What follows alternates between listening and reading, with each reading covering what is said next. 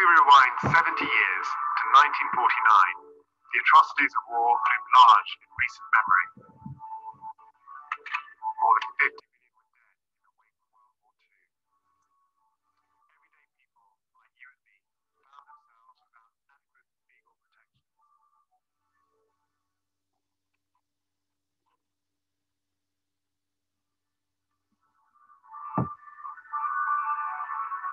And so we, as a world bound, we must do better. A diplomatic conference again brings together in Geneva practically all the states of the world. Its effect will be to alleviate human suffering, to bring aid to all military and civilian persons incapacitated by wounds, sickness, captivity, or loss of their freedom. Strong limits were set on the brutalities of war through the Geneva Conventions to protect persons who aren't in combat. In the years that followed, this system of protective yet realistic rules enabled the Geneva Conventions to make their way from the halls of lawmakers to the battlefield, where they mattered most. A powerful message rang in the air. People, no matter where they stand or what they support, must be treated with humanity.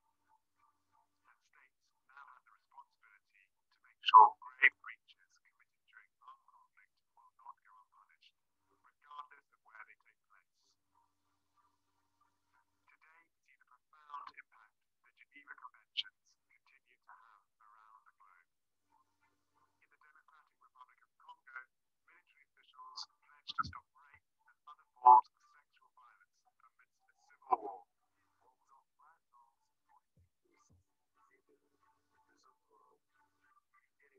Dans la lutte contre les violences, parce que ça porte atteinte à la vie de beaucoup de femmes.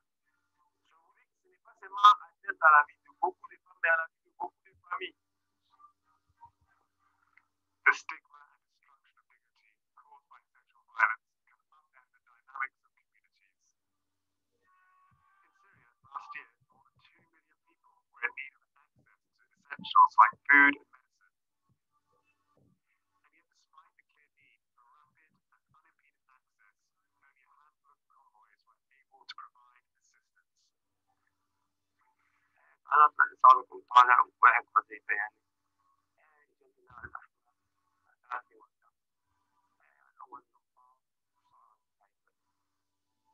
Without humanitarian assistance provided for in the conventions, the losses and trauma could have been even more catastrophic. The Geneva Conventions created a system of preventive measures to ensure that breaches of conduct would not occur, with an obligation for states to train their armed forces on the laws applicable during warfare. Кожному війську службовцю роздане правила ведення воєнної дії, які передбачено Женевськими конвенціями. Щоразу, коли дозволяється ситуація, підбирає всіх поранених і хворих, в тому числі представників ворожої сторони, та піклується про них. Today, violations of the laws of war continue to be of concern to the ICRC. Well, states ask the International Committee of the Red Cross to be the guardians of the laws of war. So we don't own the law, but it's our job to make sure that it's applied, that it's understood, as much as possible it's respected, and when necessary, that it's updated. Every time a healthcare worker crosses a checkpoint, or essentials like food and water are provided to families in besieged cities, it is made possible by the Geneva Conventions. Because even wars have limits.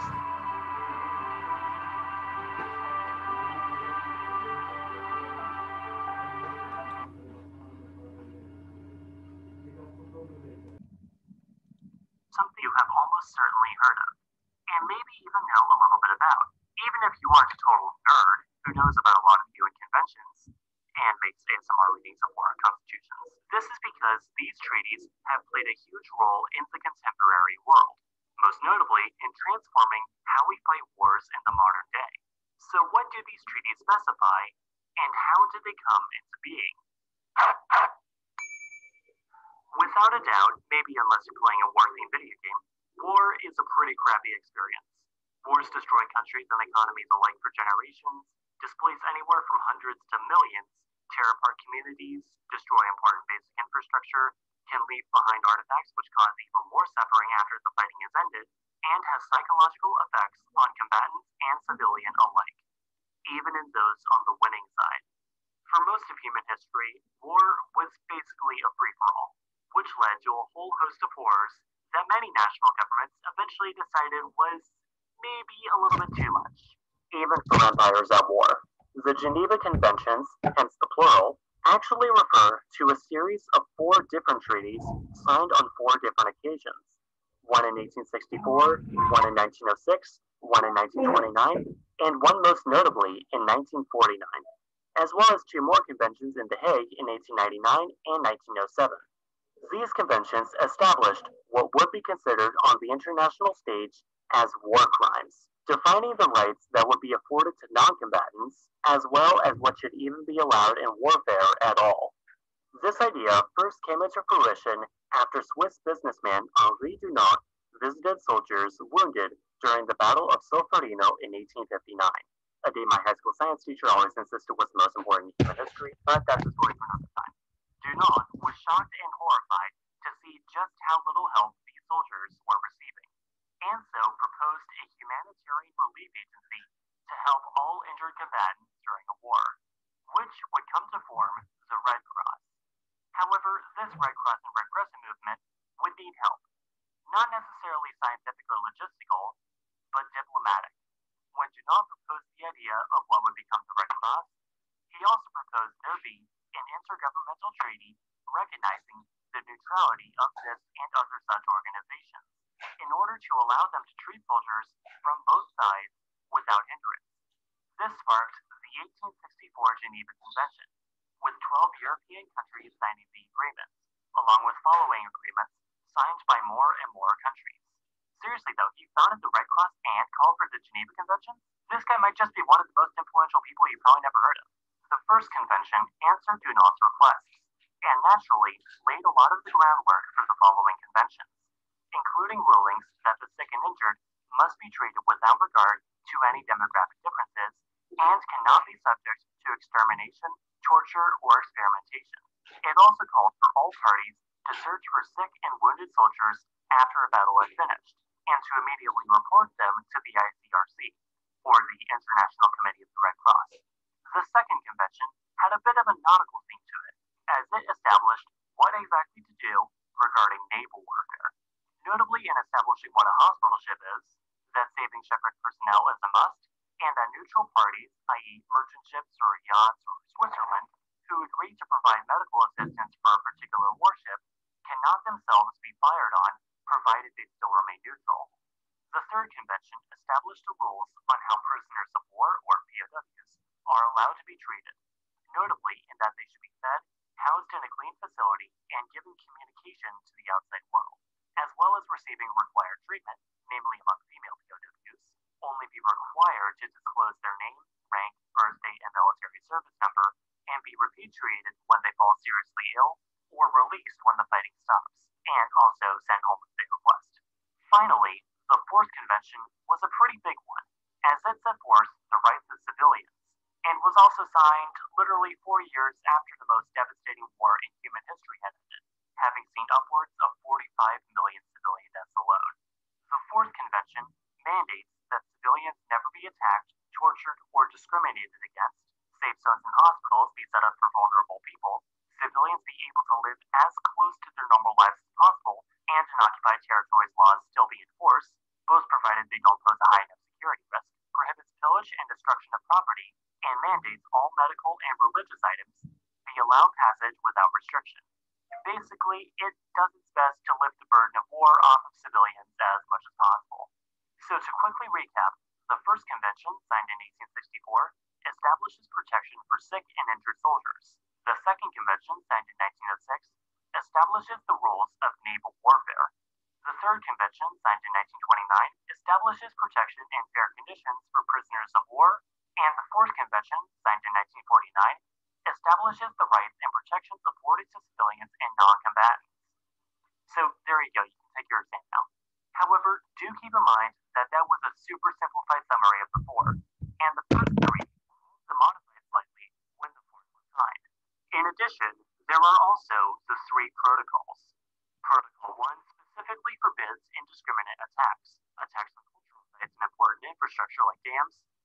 weapons that can cause civilian suffering long after the fighting has ended. Think unexploded landmines and cluster bombs. Protocol 2 basically concentrates all the aforementioned rules onto parties fighting civil wars. So do note they don't generally apply to things like protests and demonstrations.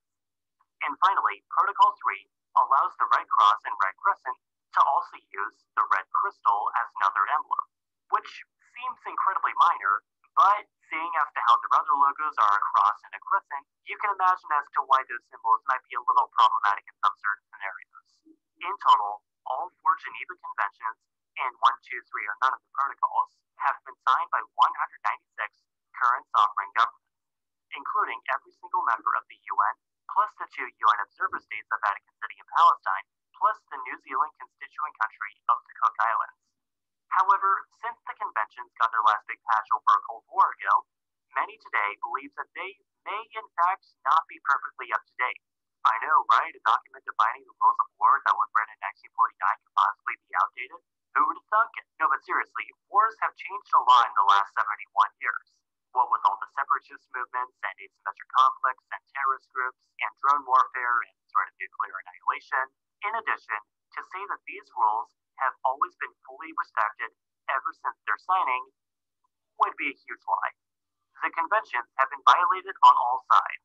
However, these treaties have still been a huge success in the international community, and they have helped define what can truly be considered a war crime, and at the very least, tell modern warfare when to calm the hell down.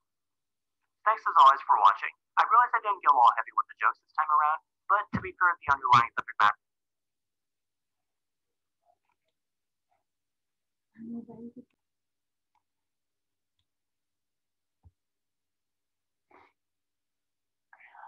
Hello. Hopefully this video is quite helpful understanding Geneva Convention. Now we move on to the convention lecture. Geneva Convention was what? A series of international diplomatic meetings, মানে একটা কূটনৈতিক meeting. এটা হচ্ছে গিয়া তৈরি করছে কি মানে অনেকগুলো চুক্তিপত্র তৈরি করছে, সেগুলো হচ্ছে হিউম্যানিটেরিয়ান ল নিয়ে, যুদ্ধের সময় যে হিউম্যানিটেরিয়ান ল সেটা নিয়ে, এবং group of international law for humanitarian আরো কিছু যে সমষ্টিগত ল যেগুলো হচ্ছে treatment of wounded and captured কি বলে captured military personnel, medical personnel and non-military civilians in war and conflict. The agreement originated in 1864 and were significantly updated in 1914 after World War II. The World War দ্বিতীয় বিশ্বযুদ্ধের পরে তাদের হচ্ছে কি হয়,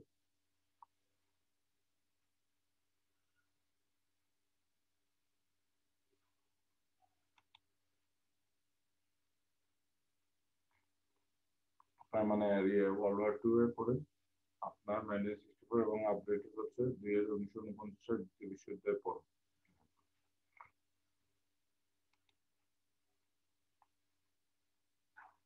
Henry Durand উনি কি বলে আপনার মানে হেনরি ডুরান্টের কথাটা আসছে কেন এখন বলি। হেনরি ডুরান্ট ছিলেন কি বলা যায় ওনাকে সিভিলাইজ কোনো সিভিলাইজেশন করিয়ে কোনো আহতদের জন্য কম্পেশন দেখাতে পারে, সবাই দেখাইতো না। অনেকে হচ্ছে কি আপনার মানে কি বলে কেউ আছে নির্যাতন করতো অথবা হত্যা করতো কোনো প্রশ্ন ছাড়াই। জেনেভার একজন বিজনেসম্যান ছিলেন, ওনার নাম হচ্ছে হেনরি ডোনাল্ড। উনি হচ্ছে গিয়ে বলেন নেপোলিয়ন দ্য থার্ড, ফ্রান্সের রাজা ছিলেন। ওনার কাছে হেডকোয়ার্টার গিয়ে নেপোলিয়ন দ্য থার্ড এর হেডকোয়ার্টার গিয়েছে নর্দার্ন ইটালির দক্ষিণে, তো সিক ল্যান্ড রাইটস করে বিজনেসম্যান ছিলেন। কিন্তু হচ্ছে গিয়ে উনি জাতীয় সংসদ থেকে অনেক বেশি পেয়েছিলেন, কিন্তু উনি হচ্ছে গিয়ে ব্যাটেল অফ সেলফ আর কি বলে এটা হচ্ছিল হচ্ছে গিয়ে কি ইটালিয়ান মুক্তি স্বাধীনতা যুদ্ধের দ্বিতীয় যুদ্ধ ছিল। এটার কি বলে ইন্ডিপেন্ডেন্সের দ্বিতীয় যুদ্ধ ছিল। এটাতে উনি এটার মানে যুদ্ধের ভয়াবহতা দেখতে পান। এই কি বলে এটা দেখে উনি ভীতসন্ত্রস্ত হয়ে পড়েন এবং খুব মানসিকভাবে আহত হয়েছিলেন। উনি হচ্ছে গিয়ে এটা নিয়ে লিখছেন মেমোরি অফ সেলফ নিয়ে অ্যাকাউন্ট লিখছিল, কিন্তু উনি শুধু লিখেই ক্ষান্ত জানেন, উনি এটা নিয়ে হচ্ছে কি আপনার মানে কি দেখেছেন, এটা নিয়ে দিয়ে কি বলে আপনার এটা নিয়ে একটা সমাধানও দিয়েছেন যে সমস্ত জাতি দিয়ে কি বলে আপনার মানে একসঙ্গে বসে একটা কি প্রশিক্ষিত এবং হচ্ছে কি আপনার মানে স্বেচ্ছাসেবীদের দিয়ে উদ্ধার কর্মী তৈরি করবে, যারা হচ্ছে ব্যাটেল ফিল্ডে দিয়ে কি বলে আহতদের সমানভাবে চিকিৎসা দিবে এবং হিউম্যানিটেরিয়ান অ্যাসিস্ট্যান্স দিবে, যারা হচ্ছে যুদ্ধ দ্বারা প্রভাবান্বিত হয়।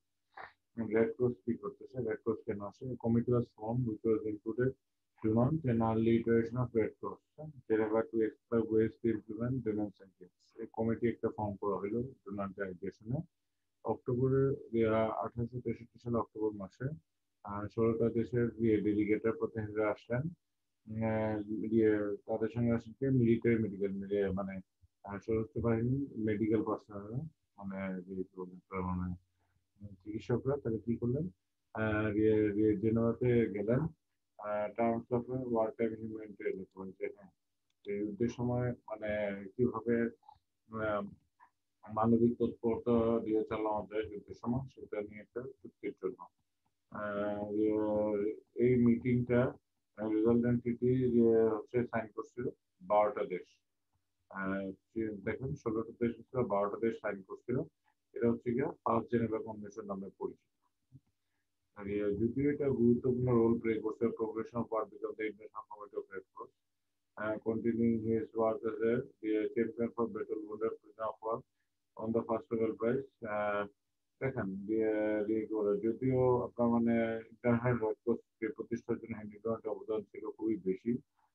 উনি খুবই মানে ওনাকে বলা হয় কি বলা হয় যুদ্ধাহত এবং প্রিজনার যুদ্ধবন্দীদের এবং Nobel prize Nobel first Nobel peace prize মানে নোবেলের প্রথম নোবেল শান্তি পুরস্কার উনি পেয়েছিলেন হেনরি ডুনান্ট। কিন্তু উনি জীবদ্দশায় এবং মারা যান প্রায় দারিদ্র অবস্থায়। আচ্ছা, পরে চলেন জেনেভা কনভেনশন 1906 এবং 1929 সালে কোথায় আসছে। 1906 সালে আর সুইস গভর্নমেন্ট মানে সুইস সরকার একটা কনফারেন্স আয়োজন করলো 35টা দেশকে নিয়ে, যেটা হচ্ছে কি করে পর্যালোচনা করার জন্য এবং উন্নতি সাধন সংস্কার সাধন করার জন্য প্রথম Geneva convention. Amendments extended protection those wounded and captured in battle as well as volunteer agents and medical personnel transport between transporting removing the wounded and killed। এটা কি হচ্ছে অ্যামেন্ড প্রোটেকশন দিল যারা হচ্ছে যুদ্ধ আহত হন, যারা যুদ্ধ বন্দী হন এবং ভলান্টিয়ার এজেন্সি সকল রেড ক্রস কিংবা medical personal doctor treating transporting living the wanted ওদের কি দায়িত্ব থাকবে যে সেবা করা, পরিবহন করে নিয়ে যাওয়া এবং আহত এবং নিহতদের সরানো, এই দায়িত্ব পাইলাম। It also made the repartition of captured regions recommended instead of mandatory।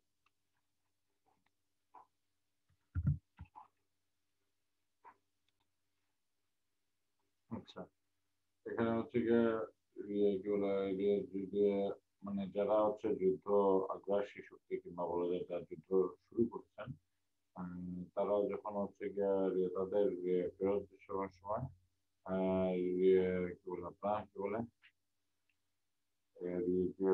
Mandatory পরিবর্তে কি বলে আপনার মানে কি বলে আপনার রিকমেন্ডেশন পরামর্শ দিয়ে দিন যে হ্যাঁ ওদের ফেরত দিতে পারবে, এটা বাধ্যতামূলক।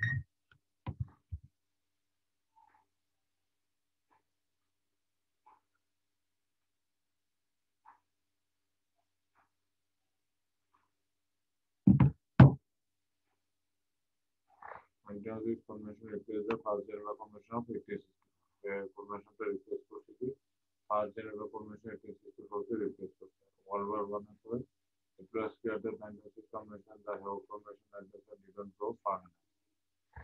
এটা হচ্ছে ওয়ার্ল্ড ওয়ার কনভেনশনের পরে তার মানে 1906 সালের 6 এবং হক কনভেনশন এটা মানে যথেষ্ট দূরে যায়। প্রথম ওয়ার্ল্ড ওয়ার পরে বুঝে গেছে না এটা তো কার্যকরী হয়নি, তাহলে কি করবো ফার্দার কি বলে বলা হলো যে না আরো ভালোভাবে ট্রিটমেন্ট করতে হবে, আরো সভ্যভাবে কি বলে সভ্য কি বলে মানে ব্যবহার করতে হবে এই যুদ্ধবন্দীদের সঙ্গে। এটা হচ্ছে কি আপনার মানে কি বলে, এটা নিউ আপডেট স্টেট কি করছে যে all prisoners must be treated with compassion এবং লিভ ইন হিউমেইন কন্ডিশন, মানে তাদের হচ্ছে গরুর পরে আটকে না রেখে কি বলে মানে মানুষের একটা থাকতে পারে এইরকম একটা অবস্থা, মানে কি বলে মনুষ্য উপযোগী অবস্থা বন্দি রাখতে হবে এবং তাদের চিকিৎসা করতে হবে কম্প্রেশন ইমিটেশন শত্রুতামূলক আচরণ করতে হবে। তারপরে হচ্ছে গিয়ে কি daily life of prisoner stabilisation red cross is the main on neutral for collection আচ্ছা, যে হচ্ছে কি আর নিত্যদিনের জীবন কিরকম হইতে পারে যুদ্ধবন্দীদের সেটা নিয়েও একটা নিয়ম লিখে দিয়ে দিল এবং এটা ইন্টারন্যাশনাল রেসোর্স আগেই এস্টাবলিশ হয়ে গেছিল আপনার হিন্দু গ্রন্থের মাধ্যমে। এটাকে হচ্ছে গিয়ে প্রধান মানে কি বলে নিরপেক্ষ সংস্থা বানালো কি জন্য, কালেক্টিভ ট্রান্সমিটিং ডাটা যুদ্ধবন্দীদের ব্যাপারে তথ্য সংগ্রহ করা এবং তথ্য সরবরাহ করার জন্য এবং যারা মারা আহত হয়েছেন অথবা নিহত হয়েছেন তাদের তথ্য সংগ্রহ অথবা সরবরাহ করার জন্য তাদের নিরপেক্ষ সংস্থা হিসেবে তাদের কি করা হলো, প্রতিষ্ঠা দেওয়া হলো, স্বীকৃতি দেওয়া হলো। জেনেভা কনভেনশন 1949 সালে আইনে জার্মানির কথা বলা আছে যে জার্মানি 1929 সালে সাইন করছিল, কিন্তু এটা কি বলে এটা তাদের প্রিভেন্ট করে নেই যে আপনার মানে এই যে দ্বিতীয় বিশ্বযুদ্ধ থেকে এবং মিলিটারি প্রিজন ক্যাম্পে তাদের যে ব্যবহার ছিল এবং এছাড়া civilian concentration camp world war দুইতে আপনার সবাই শুনেছেন যে সময় ব্যক্তিবর্গদের কনসেন্ট্রেশন ক্যাম্পে বন্দি করে রাখা হতো। তো কেবল জেনেভা কনভেনশন বা 1949 সালে দ্বিতীয় বিশ্বযুদ্ধের পরে আপনার মানে দ্বিতীয় বিশ্বযুদ্ধ শেষ 1945 আপনার সবাই জানেন হিরোশিমা নাগাসাকিতে আমেরিকা একটা বোম নিক্ষেপ করে কয়েকদিন পরে হচ্ছে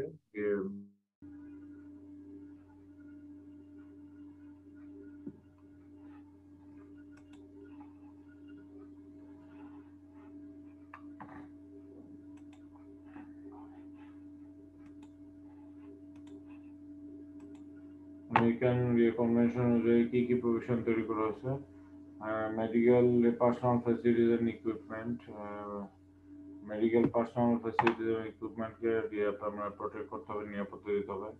উন্ডেড এবং আহত এবং অসুস্থ বেসামরিক ব্যক্তিবর্গদেরকে কি বলে যদিও তাদের মানে কি বলে আপনার মিলিটারি ফোর্স কোম্পানি করতেছে আর কি বলে আপনার তাদের রক্ষা করতে হবে। মিলিটারি চ্যাপলিনস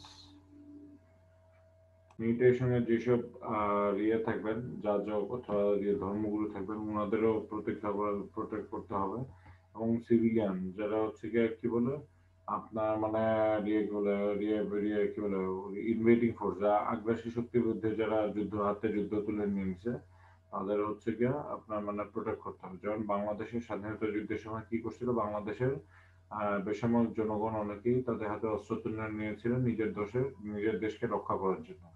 তো তারা হচ্ছে জেনেভা কনভেনশনের অনুযায়ী তারা কি পাবেন, প্রোটেকশন পাবেন।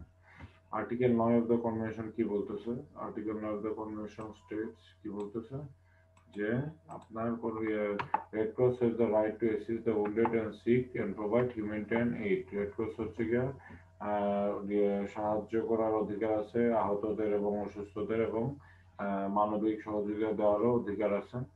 আর্টিকেল 12 কি বলতেছে জেনেভা কনভেনশনে, আর্টিকেল 12 বলতেছে stipulated and wounded and sick must not be murdered, মানে তাদের হত্যা করা যাবে না, নির্যাতন করা যাবে না, তাদের নিধনও করা যাবে না অথবা বায়োলজিক্যাল এক্সপেরিমেন্টের বিষয়বস্তু করা যাবে না, জৈব পরীক্ষার বিষয়বস্তু করা যাবে না। জেনেভা কনভেনশন 1949 সালের এই যে কনভেনশনটা সেটা হচ্ছে গিয়ে আরো রুল দিয়ে দিয়েছে protecting the wounded, sick and shipwrecked armed forces at sea or on hospital ship as well as medical workers and civilian accompanying or treating military personnel. কিছু কিছু হাইলাইট গুলো দেখে নেন যে hospital ship can not be used for any military purpose nor capture or attack. Hospital ships এই কনসেপ্টটা আপনাদের যারা জানাই বলে ফেলি, অনেক দেশে আছে যে পুরো হসপিটালটাই একটা কি পুরো শিপটাই একটা হসপিটাল হিসেবে কাজ করে। এটা অনেক সুবিধা, কারণ মানে কি বলে সমুদ্রের তীরে দাঁড়িয়ে ওরা হচ্ছে গিয়ে চিকিৎসা দিতে পারে আহত যুদ্ধাহত যারা দিয়ে আছেন সিভিলিয়ান আছেন তাদের হচ্ছে গিয়ে জাহাজে উঠে নিয়ে চিকিৎসা দিতে পারে, মানে এটার জন্য আর কোনো সমস্যা নাই। এবং হসপিটালশিপকে মানে কোনোভাবেই কি বলে দিয়ে সামরিক বিষয়বস্তু হসপিটালশিপের ছদ্মবেশে আপনি মানে যুদ্ধ করতে পারেন না, এইটাই বলে দিচ্ছে। এবং হসপিটালশিপকে কি করা যাবে না, ধরা যাবে না অথবা অ্যাটাকও করা যাবে না।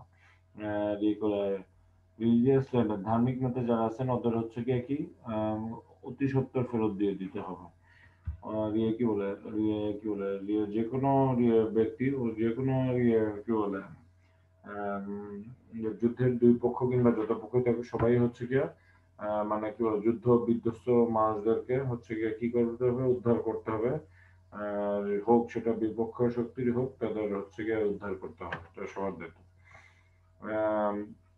কি বলে এবং পুরুষ এবং মহিলা যারা যুদ্ধবন্দী আছেন ওনাদের প্রোটেকশনের জন্য জেনেভা কনভেনশন কি কি বলে দিছে, বলে দিছে যে ওদের হচ্ছে গিয়ে আপনার মানে নির্যাতন করা যাবে না অথবা কি বলা যায় আপনাকে মানে খারাপ ব্যবহার করা যাবে না। হ্যাঁ, দে অনলি রিকোয়ার্ড তাদের কি কি আপনি মানে তারা শুধু কি কি তথ্য মানে দিতে বাধ্য,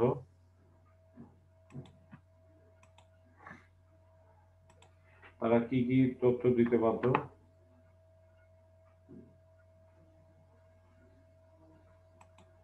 তারা কি কি তথ্য দিতে বাধ্য, তারা যে যে তথ্য দিতে বাধ্য সেটা হচ্ছে যে হচ্ছে কি আপনার মানে তাদের নির্যাতন করা যাবে না, তাদের হচ্ছে গিয়া করা যাবে না, কি বলে তারা যে যে তথ্য শুধুমাত্র দিতে পারে যুদ্ধবন্দীরা, তাদের তাদের নাম পদবি বলতে পারে, জন্ম দিবস বলতে পারে এবং সিরিয়াল নাম্বার। আমি পার্সোনাল একটা সিরিয়াল নাম্বার থাকে, আমাদের র্যাঙ্ক থাকে, যেমন হচ্ছে কি আপনার মানে ক্যাপ্টেন, আপনার ক্যাপ্টেনের নাম্বারে সাপোজ ইউএস আর্মি হলে captain US arm forces USA এ হচ্ছে কি আপনার মানে 1 2 3 4 এই ধরনের একটা নাম্বার থাকে। তারপর হচ্ছে তাদের কি হয় এগুলো কিন্তু যুদ্ধবন্দী মনে রাখবেন, পক্ষ অথবা বিপক্ষের কেউ বন্দী হয়েছেন কোনো কি বলে এ বি এর সঙ্গে যুদ্ধ করছে, এ সেনাবাহিনী একজন সৈন্য অথবা কর্মকর্তা গ্রেফতার হলো, সেক্ষেত্রে তারা কি কি দিতে বাধ্য থাকবেন, তারা তাদের নাম, র্যাঙ্ক, জন্মদিন এবং সিরিয়াল নাম্বার, তাদের একটা সিরিয়াল নাম্বার থাকে আর্মি পার্সোনালদের, তো এটা দিতে বাধ্য থাকেন। তারা হচ্ছে গিয়ে কি তাদের বাসস্থানের মানে উপযুক্ত একটা ব্যবস্থা রাখতে হবে এবং পর্যাপ্ত পরিমাণে খাদ্য দিতে হবে এবং তাদের ডিসক্রিমিনেট করা যাবে না যে কোনো কারণে হোক, এটা হোক জাতি ধর্ম ভিত্তি মানে কিংবা সে বিপক্ষের বলে তাকে কোনোভাবেই বৈষম্য করা যাবে না। কি বলে তাদের কি বলে ফ্যামিলির সঙ্গে যোগাযোগ করার অধিকার আছে এবং কেয়ার প্যাকেজ মানে তাদের যত্নার্থের জন্য যা পাঠানো হয় সেগুলো হচ্ছে কি আপনার মানে পাবার অধিকার আছে। যত্নার্থীর জন্য কি পাঠাইতে পারে, যেমন ধরুন হচ্ছে ওষুধ পাঠাইতে পারে, তারপরে টাওয়াল কাপড় চোপড় পাঠাইতে পারে, তো এই জিনিসগুলো পাবার অধিকার আছে। রেড ক্রসে তাদের হচ্ছে গিয়ে কি তাদের ভিজিট করার অর্থাৎ তাদের দেখার অনুমতি আছে এবং তাদের লিভিং কন্ডিশন, তাদের বসবাসযোগ্য পরিস্থিতি কিরকম মানে বাসযোগ্য কিনা এগুলো পরীক্ষা করার জন্য রেড ক্রসের অধিকার রয়েছে। তারপর হচ্ছে আর্টিকেল আরো কি কি দেওয়া হয়েছে, যে হচ্ছে কি আপনার মানে এটা হচ্ছে কি কি বলে আপনার মানে ওন্ডেড সিক এবং যারা গর্ভবতী সিভিলিয়ান আছেন এবং যারা মা এবং শিশু আছেন তাদেরও হচ্ছে কি আপনার মানে কি বলে প্রতিরক্ষা করার কি বলে আপনার কি বলা যায় এটাকে কি বলে আপনার মানে বিধান দেওয়া আছে। সিভিলিয়ানস এর ব্যাপারে আর কি বলা আছে, may not be collected reported or made to work behave on occupying force without pay.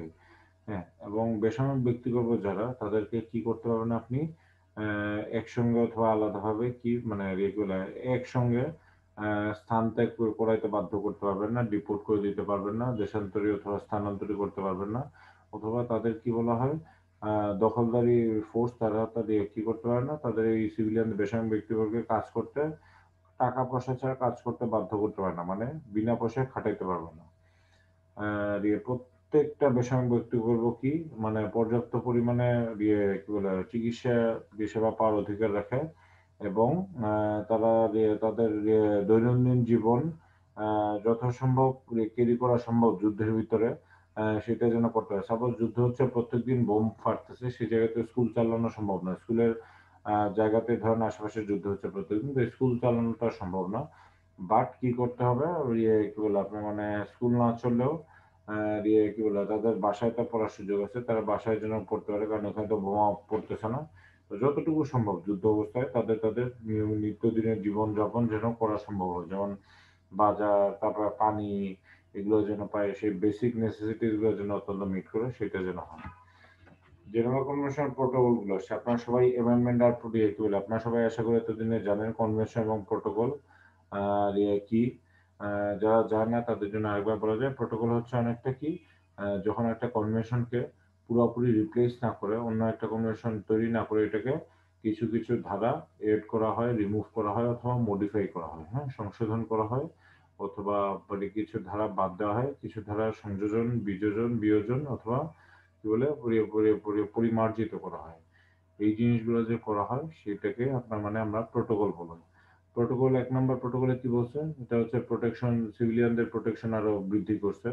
Military worker যারা মিলিটারি পার্সন না কিন্তু মিলিটারি হয়ে কাজ করে, আপনার মানে সাপোজ মিলিটারিদের হচ্ছে কি আপনার কাপড় ধুয়ে দেওয়া ইত্যাদি এই ধরনের কাজগুলো, এবং সংবাদকর্মী যারা আছেন তাদের হচ্ছে গিয়ে কি আপনার মানে কি বলে ইন্টারন্যাশনাল আর্ম কনফ্লিক্টে আপনার কি করা যায়, ইন্টারন্যাশনাল আর্ম কনফ্লিক্টে তাদের যুক্ত করা যায়, এরকম একটা ব্যবস্থা রাখতে হবে। দিয়ে কি বলে, এবং এমন কোনো ধরনের অস্ত্র ব্যবহার করা যাবে না যেটা হচ্ছে গিয়ে কি করে দিয়ে কি বলে আপনার মানে দিয়ে কি বলে খুবই ক্ষতিকারক হয়, এমন কোনো ধরনের ইনজুরি অথবা মানে ভোগান্তি বাড়ে, যেমন হচ্ছে গিয়ে ওয়াইড স্প্রেড, লং টার্ম এবং severe damage to the nature environment, মানে পরিবেশের স্থায়ী ক্ষতি করে এই ধরনের কোনো অস্ত্র ব্যবহার করা যাবে না। আশা করি এই ধরনের অস্ত্র একটা দুইটা নাম আপনারা বলতে পারবেন, যেমন হচ্ছে গিয়ে কি আপনার মানে ল্যান্ডমাইন ইউজ করা হচ্ছে গিয়ে আপনার মানে নিষিদ্ধ এখন।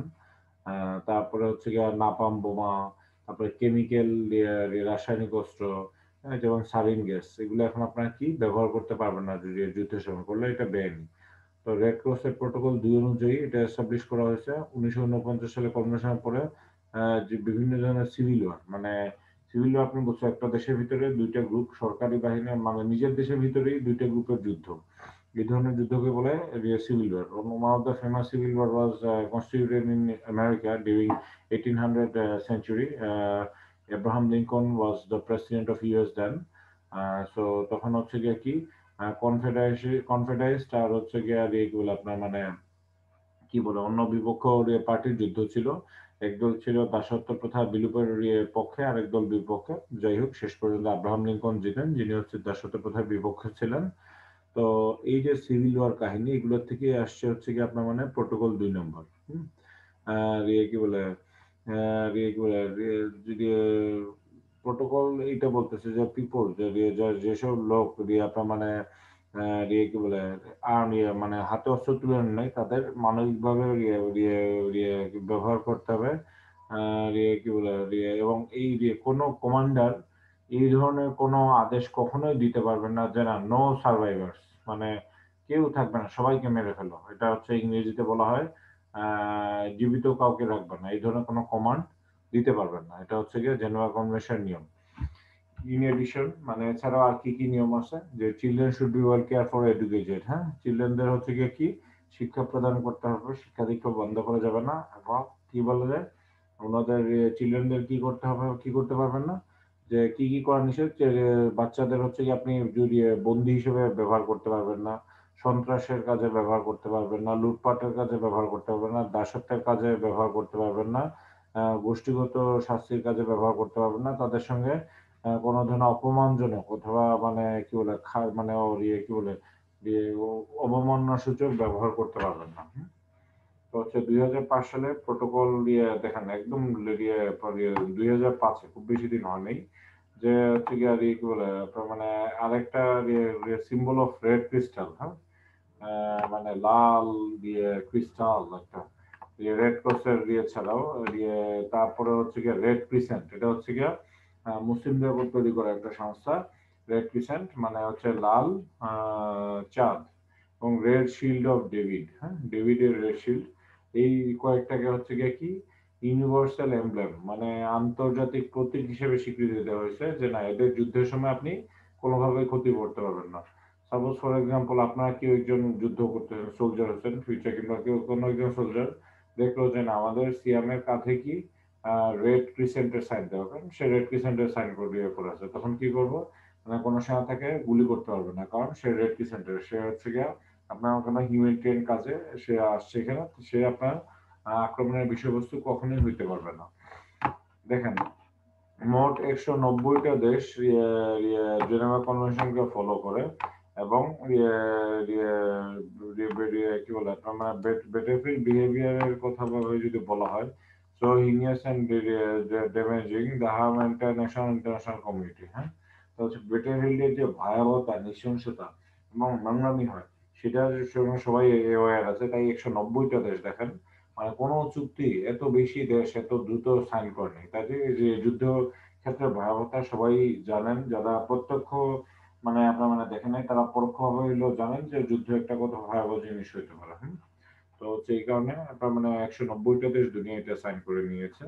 তারপরে দেখেন এই রুল গুলা কি, একটা লাইন দিয়ে দিয়েছে, একটা সীমা রেখা, এই সীমা আমি অতিক্রম করব না, সিভিলিয়ান দেখলে টপ করে গুলি করে মেরে ফেলবো না, কি কি বলে যে যুদ্ধবন্দী দেখলেই হচ্ছে এই গোলা কেটে মেরে ফেললাম, মানে পানির নিচে ডুবাই রেখে দিলাম, কাঁধার ভিতরে সারা রাত ফেলে রেখে দিলাম, এই ধরনের ব্যবহার করা যাবে না। মনে একটা কি বলে জানা আছে যে না এই সীমাটা আছে, এই সীমার বাইরে গেলে আমার কি হইতে পারে, হেগে আর ওয়ার ক্রাইম ট্রাইব্যুনাল, আন্তর্জাতিক যুদ্ধাপরাধ ট্রাইব্যুনালে আমার বিচার হইতে পারে, অথবা কোনো না কোনো সময় বিচারের সম্মুখীন হইতে পারি। এই জিনিসটাই কিন্তু এনাফ, মানে করার আগে দুইবার চিন্তা করে করতে হবে। এটাই আসলে মানে মেইন উদ্দেশ্য।